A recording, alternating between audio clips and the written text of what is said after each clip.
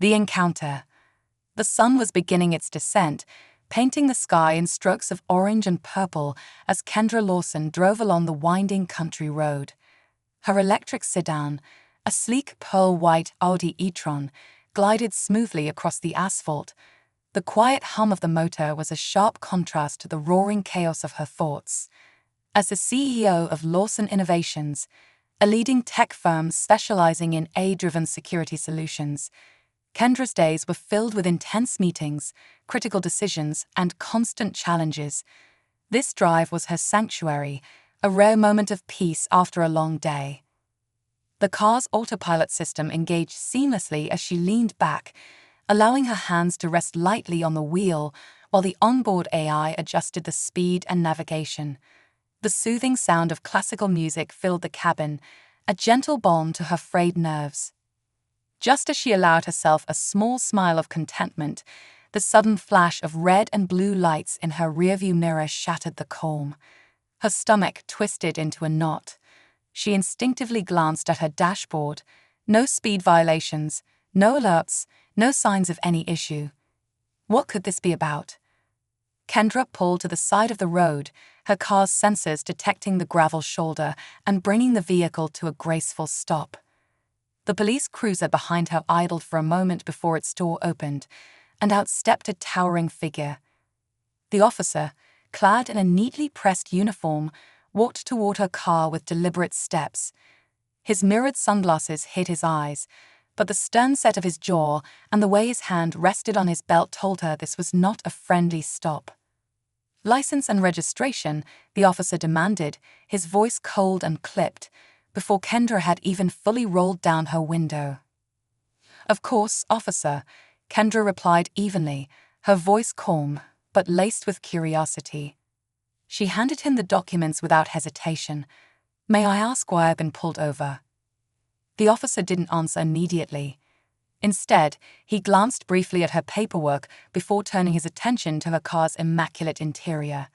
His eyes lingered on the cutting-edge tech embedded into the dashboard and the slim laptop bag resting on the passenger seat. His lip curled slightly, just enough for Kendra to notice. "Quite a fancy setup you've got here," he said, his tone laced with suspicion. "Expensive car, expensive equipment. What's all this for?" "I run a technology company," Kendra replied, keeping her tone measured. "The equipment is standard for my work. Is there a problem, officer?" The man's eyebrows arched slightly. "A technology company, huh?" he said, his skepticism apparent. "And you can afford a car like this?"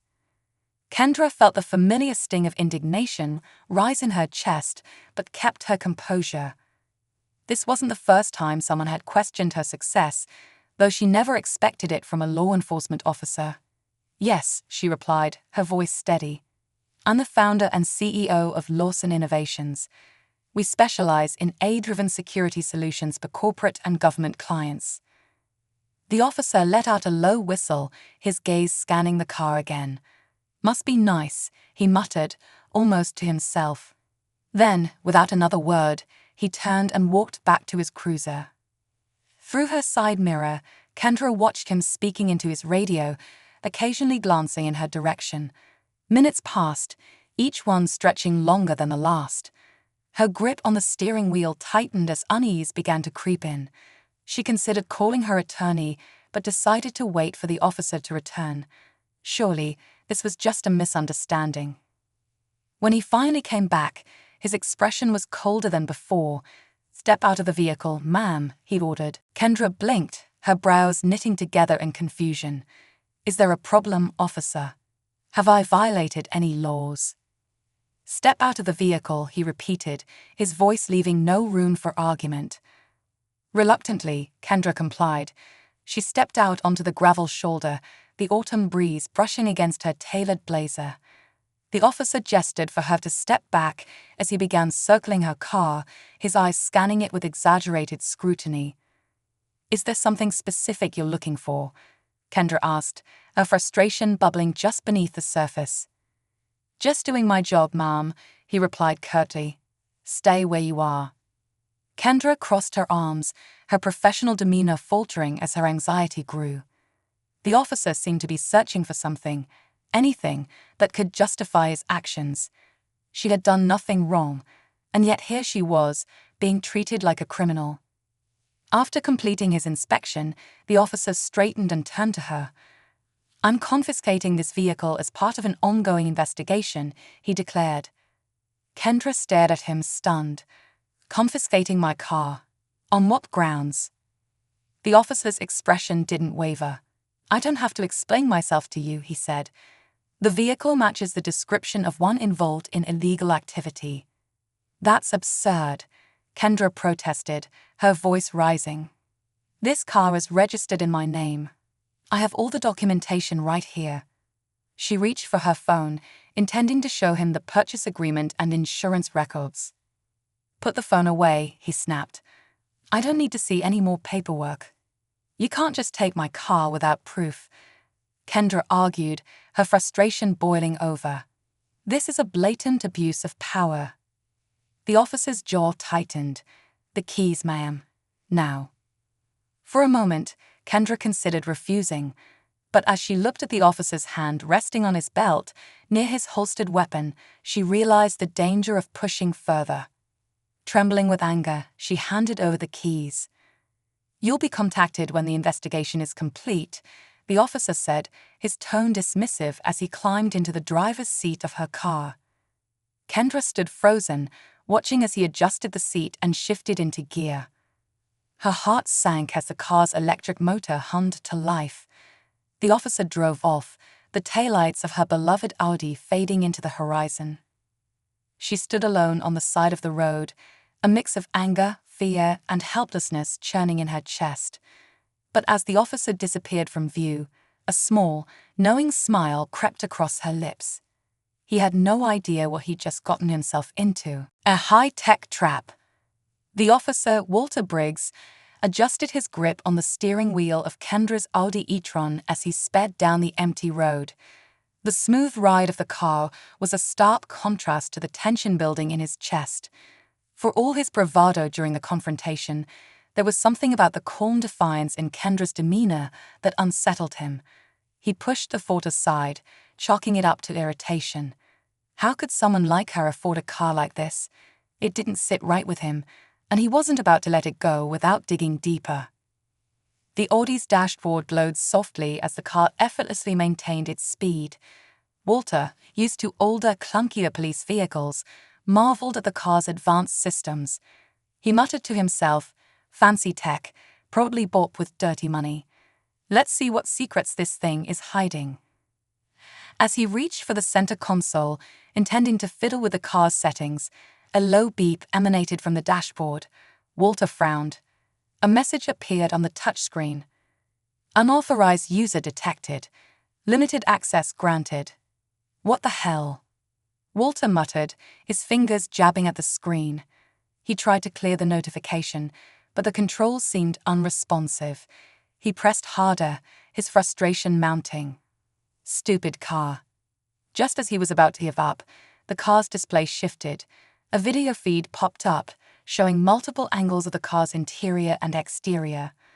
Walter's face paled as he realized the car was equipped with a comprehensive surveillance system. The video feed included a crystal-clear recording of his earlier interaction with Kendra. Her calm voice echoed in his mind, contrasting sharply with his own aggressive tone.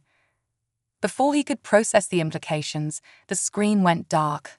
Then, a line of text scrolled across the display. "You've made a grave mistake, Officer Briggs." Walter's hands tightened on the steering wheel, his pulse quickening.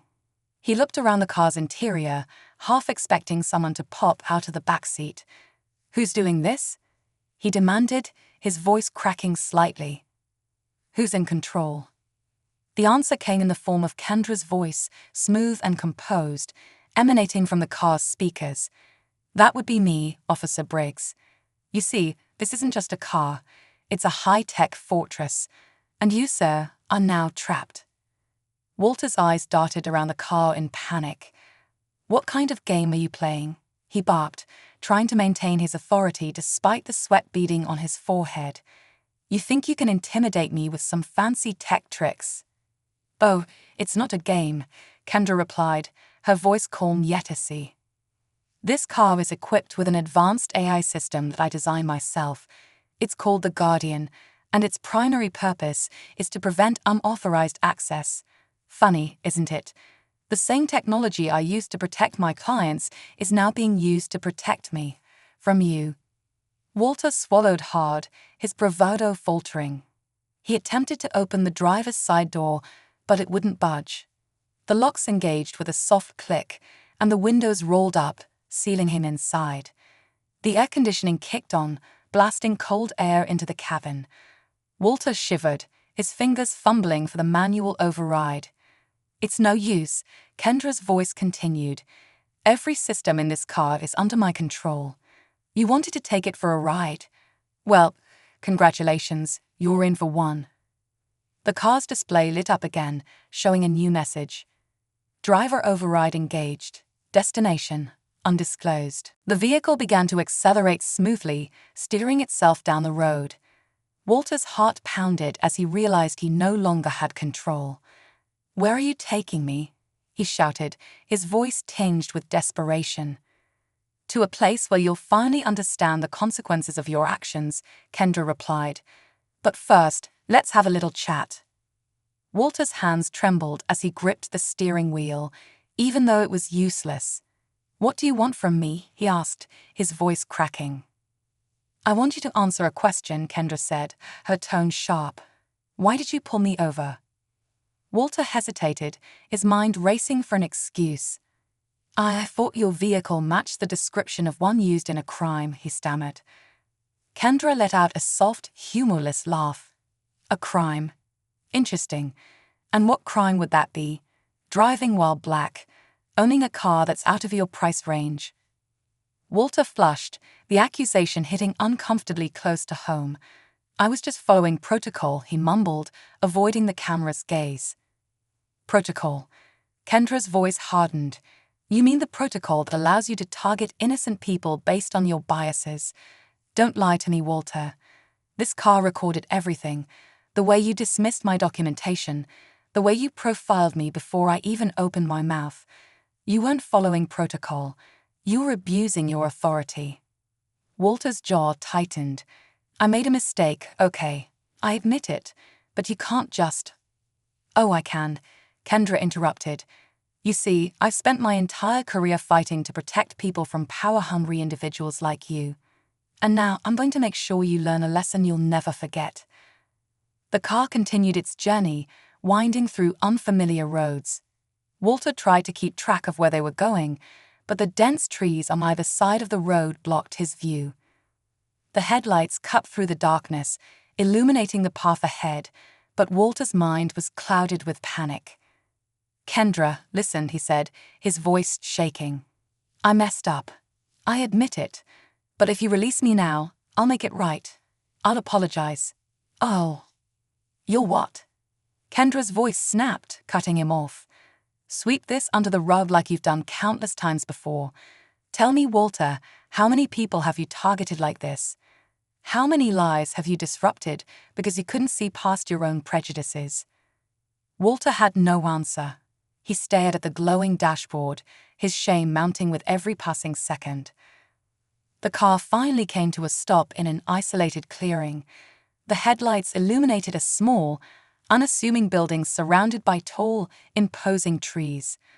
Walter's pulse quickened as the locks clicked open and the door unlocked. "Step out," Kendra's voice commanded.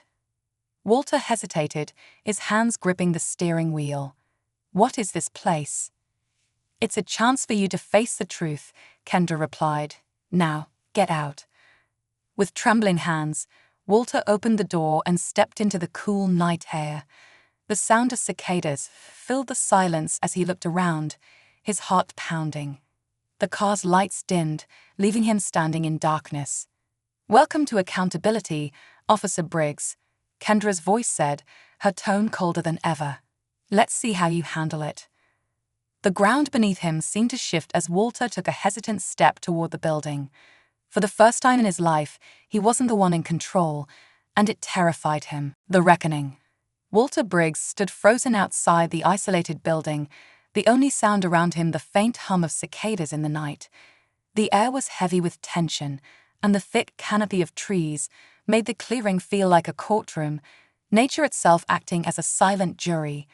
The car's headlights dimmed completely, leaving Walter standing in near-total darkness. He felt exposed, vulnerable, emotions entirely foreign to a man who had spent his career projecting authority. "Go inside, Walter," Kendra's voice commanded through the car's speakers, the calm firmness in her tone sending a shiver down his spine. Walter hesitated, his pride warring with his fear. "I don't have to play your games," he muttered, though his voice betrayed his uncertainty. His hand instinctively reached for his radio, but he quickly remembered it was back in his cruiser, along with his partner, who had been left miles away. For the first time, he felt truly isolated, cut off from his usual safety nets. "Suit yourself," Kendra's voice replied, "but if you don't go in, I'll release every second of your confession to the media. By sunrise, the entire country will know exactly what kind of man you are." Walter's stomach churned. The thought of his confession, his prejudices, his abuse of power, being broadcast for the world to see was unbearable. His family would disown him, his career would be over, and his reputation would be destroyed. He clenched his fists, cursing under his breath, before reluctantly walking toward the building. As he approached the door, a motion sensor activated and a single light flickered on above the entrance. The building was small and nondescript, with no windows and only a steel door marked by a keypad. Walter tried the handle, but it didn't budge. "You'll need the code," Kendra said, her voice cutting through the night. "It's the same as the number of people you've unlawfully stopped in the past 6 months. Think carefully." Walter's jaw tightened. "How the hell am I supposed to know that?" "Figure it out," Kendra replied, "or stay out here, your choice." Walter's mind raced. How many people had he stopped under dubious circumstances? How many times had he used his position of power to act on baseless suspicions? He gritted his teeth, reluctant to admit the truth even to himself. 20, he said aloud, punching the number into the keypad. The door remained locked. Kendra's voice came through again, this time tinged with mockery. "Try again, Walter, and be honest this time." His palms began to sweat. 30, he guessed, entering the number. Again, nothing. "Higher," Kendra said coldly. "You know the truth. Stop lying to yourself." Walter's breath quickened as he realized the number was far higher than he wanted to admit. His mind flashed through faces, innocent people he had pulled over, questioned, and humiliated, all because they didn't fit his idea of who belonged in certain places. He swallowed hard and entered the number 54. This time, the door clicked open. He stepped inside, his heart pounding in his chest. The room was stark and sterile, lit by harsh fluorescent lights that cast unforgiving shadows on the walls. A single chair sat in the center of the room, facing a large monitor mounted on the far wall.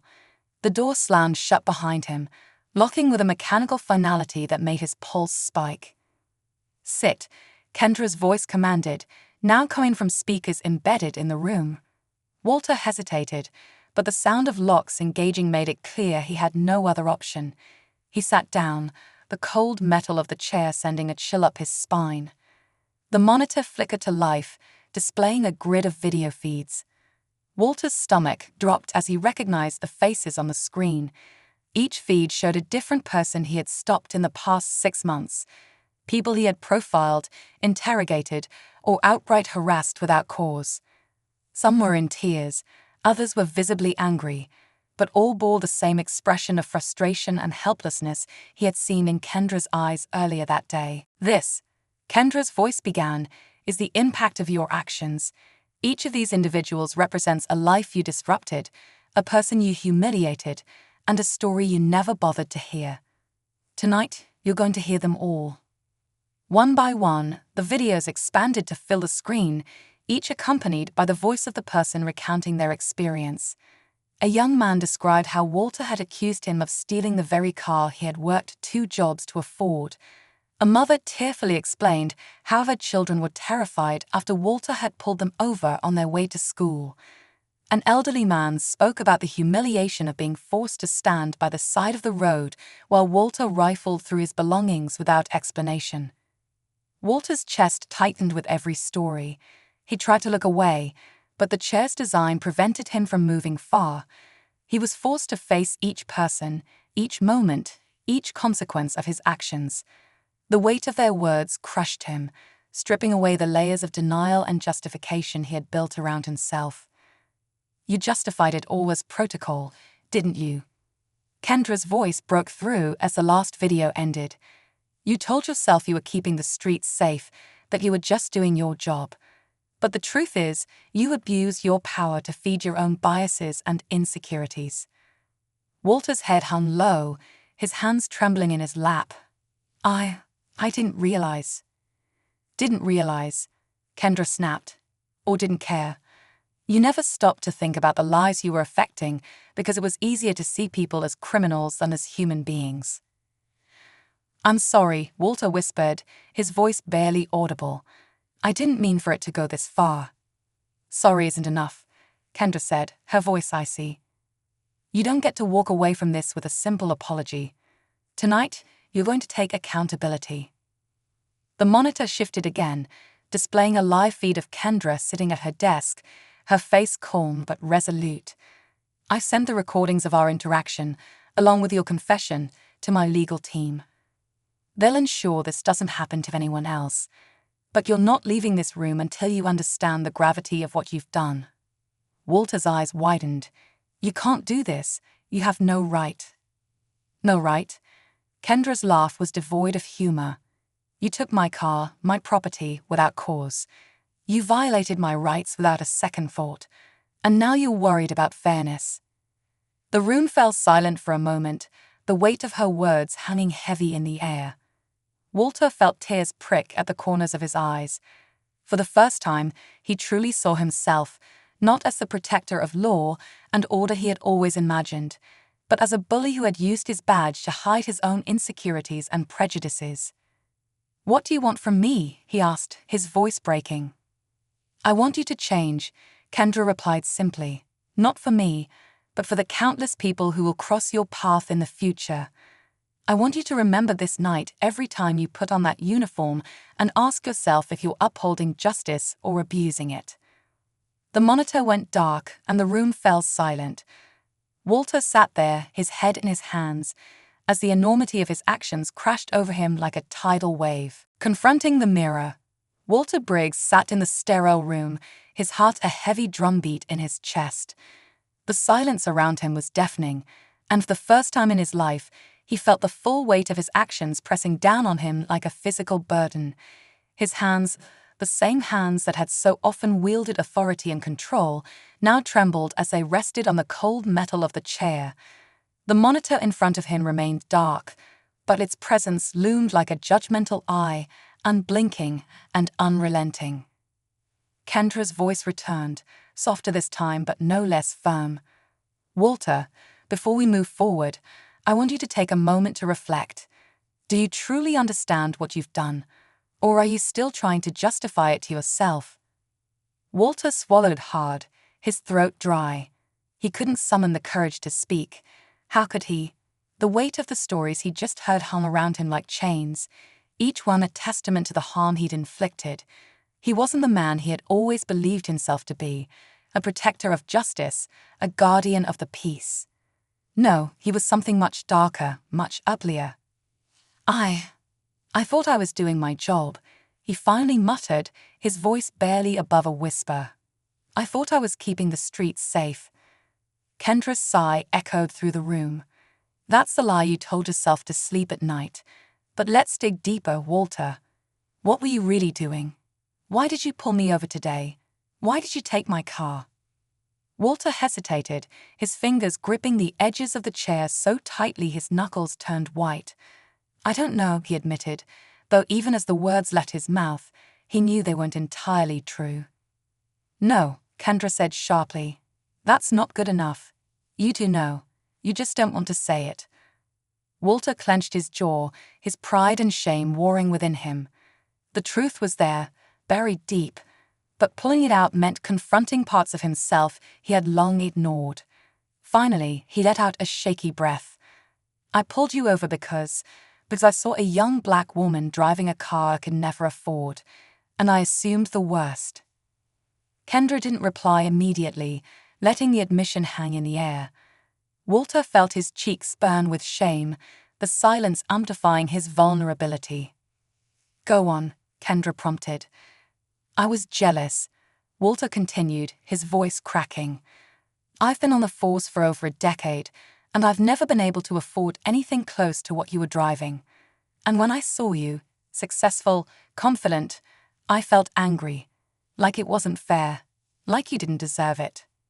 The words felt like poison leaving his mouth, bitter and corrosive, but there was also a strange sense of relief, as if unburdening himself of the lie allowed him to breathe for the first time.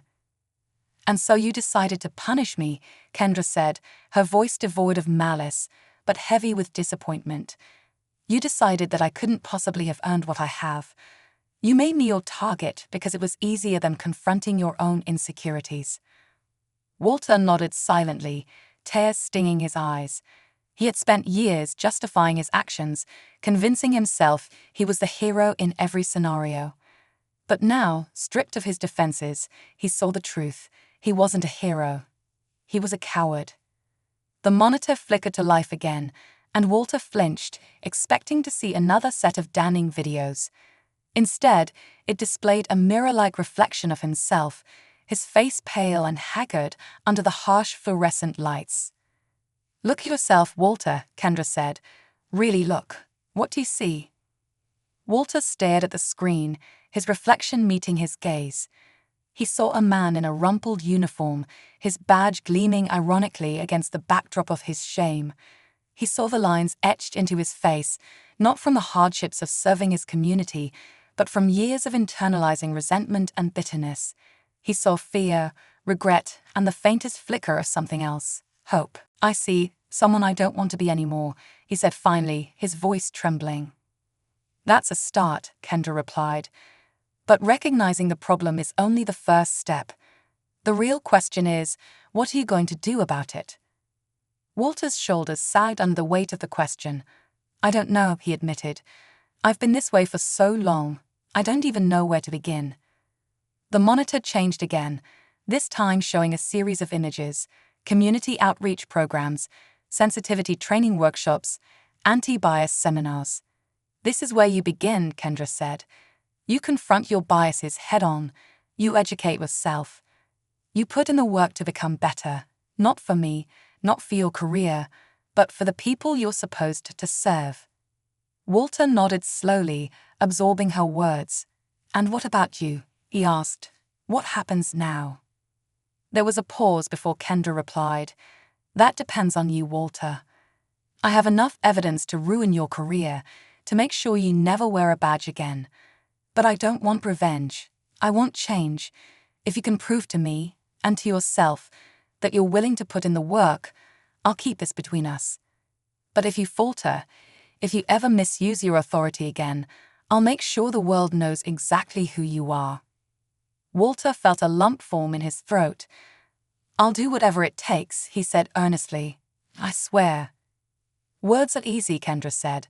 Action is harder. But I'm giving you the chance to prove yourself. Don't waste it. The room fell silent again, the monitor going dark. The door behind Walter unlocked with a mechanical click, signaling the end of his reckoning. But as he stood and turned to leave, he realized his journey was just beginning. Hours later, Walter's cruiser pulled up to the small suburban precinct where he worked. The morning sun was just beginning to rise, casting a golden glow over the sleepy town. He sat in the driver's seat for a moment, gripping the wheel tightly as he replayed the events of the night in his mind. He had driven back in silence, his thoughts a whirlwind of guilt, regret, and determination. Kendra had allowed him to leave with his dignity intact, but he knew the reprieve was conditional. He had to change, not just for her, but for everyone he had wronged, and for himself. As he stepped out of the cruiser and walked toward the station, he felt a sense of clarity he hadn't experienced in years. For the first time, he wasn't just going through the motions. He was walking into that building with a purpose, to be better, to serve better, and to ensure that his badge stood for justice, not prejudice.